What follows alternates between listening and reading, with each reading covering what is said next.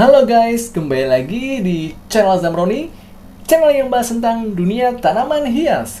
Nah, pada kesempatan kali ini saya akan sharing tentang apa, yaitu ini dia cara merawat tanaman hias alokasia Amazon raksasa agar subur dan rimbun. Nah, seperti teman-teman lihat di samping saya ini adalah tanaman jenis alokasia ya, tepatnya adalah alokasia Amazon. Bisa sebesar ini, gimana sih cara merawatnya? Nah, tonton terus ya sampai akhir video. Buat teman-teman yang penasaran berapa sih usia dari tanaman alokasia Amazon di samping saya ini yang sudah sangat besar ya. Nah, lihat daunnya. Panjang sekali bukan?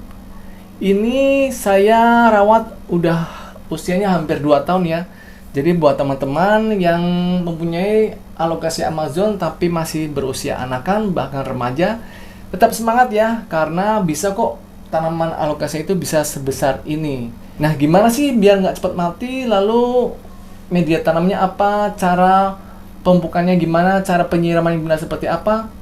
Nanti saya akan jelaskan detailnya mulai pertengahan video ya. Jadi jangan di skip. A few moments later. Dalam merawat tanaman hias seperti alokasia ini misalkan, untuk mendapatkan tanaman yang subur itu sebenarnya gampang-gampang susah sih. Yaitu yang pertama kita harus ketahui adalah habitat asli. Kita dalam merawat tanaman hias apapun, itu kita harus ketahui dulu ya habitat aslinya seperti apa. Seperti alokasia ini contohnya ya, bukan hanya alokasia Amazon aja sih. Ada alokasia black velvet, alokasia dragon scale, dan lain sebagainya. Itu adalah tanaman tropis sampai subtropis ya di hutan-hutan Asia.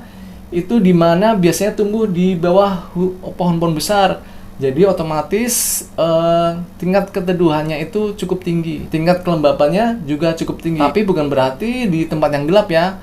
Nah, begitu pula dengan cara peletakannya, otomatis kita bisa meletakkan tanaman ini di tempat yang agak teduh, misalkan di bawah paranet atau di bawah pohon besar. Tanaman alokasia ini juga kadang hidup di epifit ya, atau menempel di pohon-pohon besar. Jadi tanaman apapun yang menempel di tumbuhan lain itu biasanya penyerapan nutrisinya itu kecil guys.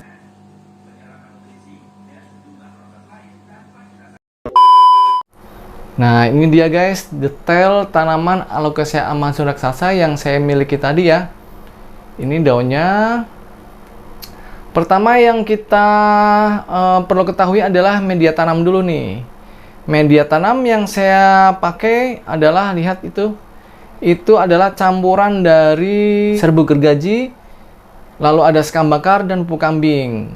Perbandingan berapa? Serbuk gergajinya 1 bagian, pupuk kambingnya setengah bagian, dan sekam bakarnya 1 bagian. Nah, tapi yang tidak punya serbuk gergaji bisa kok diganti ya, misalkan dengan penggunaan dari andam pakis. Kalau tidak ada andam pakis ya bisa juga dengan serasah bambu. Nah, ketiga media tanam tersebut sangat poros ya, sangat cocok untuk dijadikan campuran media tanam alokasia apapun juga. Sekali lagi tinggal pilih ya, serbuk gergaji, andam pakis, atau serasah bambu. Tinggal pilih satu dari media tanam tersebut, kemudian dicampur dengan sekam bakar dan pupuk kambing. Dimix menjadi satu. Kalau sudah dicampur menjadi satu, jangan lupa ya, campurkan dengan 1 sendok fungisida. Fungisidanya bisa antrakol ataupun ditin. Dimix menjadi satu dan siap untuk dijadikan media tanam dari tanaman alokasia Amazon ini atau alokasia jenis yang lain ya guys. A few moments later. Itu yang pertama untuk media tanamnya. Nah, sekarang tiba untuk peletakan. Peletakan ini saya letakkan di bawah paranet ya, di bawah paranet 80%. Tanaman ini sudah bisa sangat subur hingga besar seperti ini. Kalau tidak ada paranet gimana? Bisa ditaruh di teras rumah yang teduh. Nah, seminggu sekali bisa dijemur ya di matahari pagi, misalkan dari jam 8 sampai jam 10 pagi. Yang penting sirkulasi udara yang bagus dan terang ya pada saat siang hari. Itu untuk peletakan. Lalu untuk pemupukan gimana? Pemupukan yang saya lakukan ini itu tidak neko-neko ya, karena tanaman ini sebetulnya bisa sebagai tanaman epifit seperti yang saya bilang di awal video. Untuk tanaman jenis epifit itu seperti anggrek, penyerapan nutrisinya tidak rakus ya tanamannya. Jadi pemupukannya juga tidak terlalu tinggi untuk nutrisinya, yaitu apa? Seminggu sekali disiram dengan pupuk organik ya. Pupuk organiknya apa aja? Kalau mau yang Tokcer, buatan saya pupuk organik channel Zamroni, yaitu pupuk organik yang sangat manjur. Bisa dipesan di WA 0812 874 7041 untuk pemesanan pupuk organiknya. Nah, di minggu kedua bisa dilakukan penyiraman dengan NPK, yaitu NPK-nya setengah sendok makan, lalu airnya 5 liter. Dicampur, lalu disiramkan ke perakaran. Nah, untuk penyiramannya nih, apakah perlu sampai basah kuyup? Tidak ya. Penyiraman cukup dengan misalkan setengah gayung aja, yaitu cukup membasahi dari area permukaan, tidak perlu sampai mengocor sampai keluar-keluar ya. Karena tanaman alokasi ini tidak suka dengan media tanam yang terlalu becek. Itulah untuk pemupukannya. Lalu bisa dilakukan juga dengan pupuk semprot seminggu sekali dengan hormon auksin dan sitokinin ya. Bisa ditonton cara penggunaannya di video saya. Cara penggunaan hormon auksin dan sitokinin. Kalau tidak punya hormon pertumbuhan bisa diganti dengan Gandasil D. Gandasil D ini berapa? Untuk 1 liter Gandasil D-nya itu sepertiga sendok makan, dilautkan disemprotkan seminggu sekali.